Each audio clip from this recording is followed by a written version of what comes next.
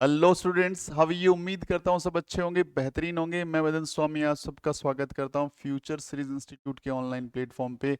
हम बात कर रहे हैं जवाहर नवोदय विद्यालय के बारे में। बहुत सारे इंफॉर्मेटिव वीडियोस लगातार लेके आ रहे हैं आपके लिए, ताकि आप जान पाएं जवाहर नवोदय विद्यालय के बारे में हर एक चीज़, ताकि आपका बच्चा हाईली मोटिवेटेड होकर तैयारी कर सके, क्योंकि उसके पास एक रीज़न हो कि क्यों जाना है नवोदय विद्यालय के अंदर।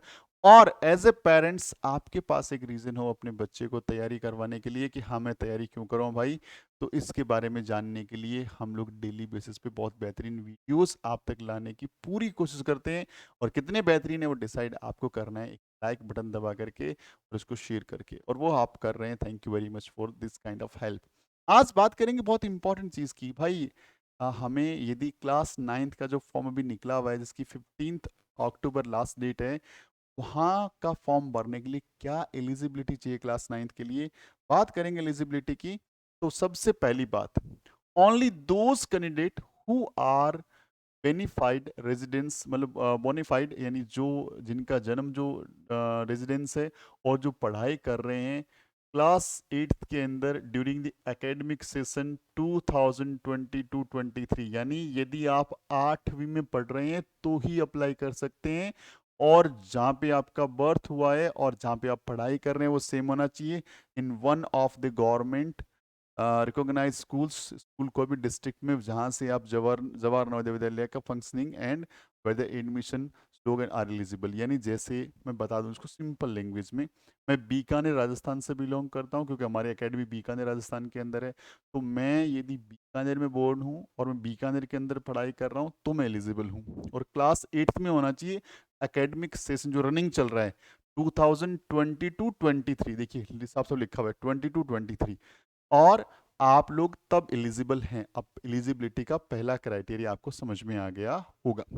दूसरी बात करते हैं हम लोग, और मैं अप्लाई किसके लिए कर सकता हूँ, गजनेर बीकानेर के लिए। गजनेर के अंदर हमारा स्कूल है, बीकानेर डिस्ट्रिक्ट के अंदर इसका स्कूल कहाँ है, गजनेर के अंदर है। तो आपको पहली एलिजिबिलिटी एकदम ढंग से समझ लेनी है, बहुत ध्यान रखना है।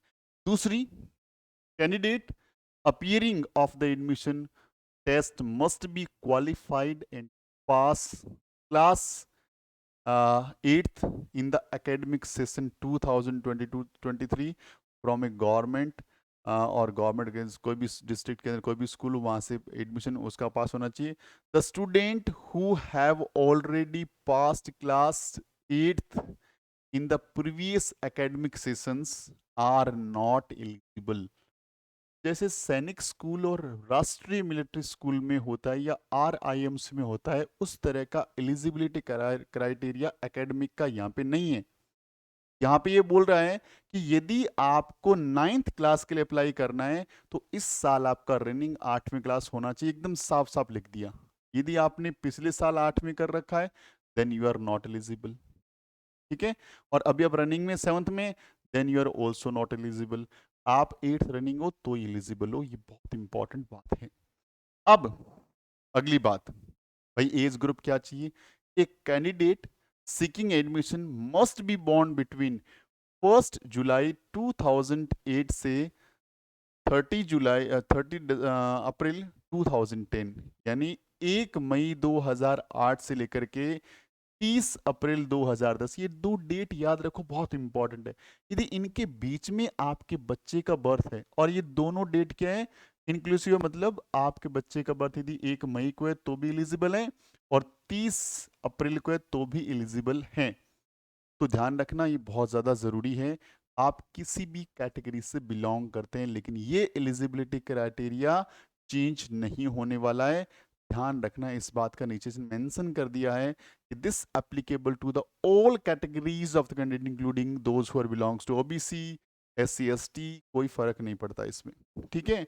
और फोर्थ एलिजिबिलिटी, जिसको कई बार पेरेंट्स नेग्लेक्ट मार देते हैं, या फिर कई बार वो कोई ऐसे लोगों से गाइडेंस ले लेते हैं कि भाई कोई दिक्कत नहीं है, एज वेज का कोई दिक्कत नहीं है, बहुत जरूरी है एज एक्चुअली दिखाना, बहुत जरूरी है। क्योंकि लिखा हुआ है, Navodaya Vidyalaya Samiti reserves the right to refer any candidate to the medical board for the confirmation of the age of the candidate in case of any doubt arise about the age on the basis of certificate produced by the candidate before confirmation admission, यानी यदि किसी बच्चे को लेकर के उन्हें confusion होता है यार ये एज का लग नहीं रहा है, तो वो आपका बच्चे को मेडिकल मेडिकल बोर्ड को भेज सकता है। ये इसने राइट अपने पास रख लिया कि मैं बच्चे को मेडिकल बोर्ड में भेजूंगा और वहां से एक्चुअल उसकी एज पता कर लेंगे। आजकल आपको पता है टेक्नोलॉजी बहुत एडवांस है, बच्चे की एक्चुअल एज पता की जा सकती है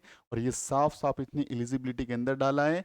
तो आपको जो भी डॉक्यूमेंट वहां पे रिप्रेजेंट करना है एकदम ऑथेंटिफाइड, एकदम सही डॉक्यूमेंट रिप्रेजेंट करें। ये मेरा पर्सनल भी रिकमेंडेशन रहेगा, पर्सनल मेरा ओपिनियन भी है, ताकि आगे जाकर के बच्चे को कोई तकलीफ ना हो।